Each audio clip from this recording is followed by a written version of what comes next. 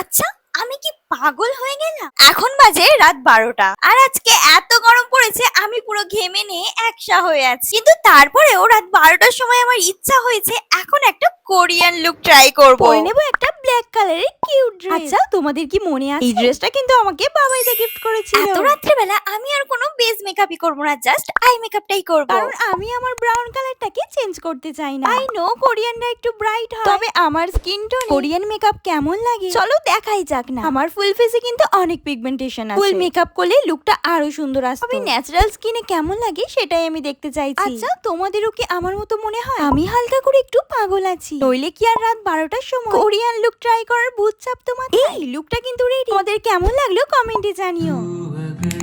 मेरी ये हवाएं तेरी, तू अगर मेरी सारी राहें तेरी, तू अगर मेरी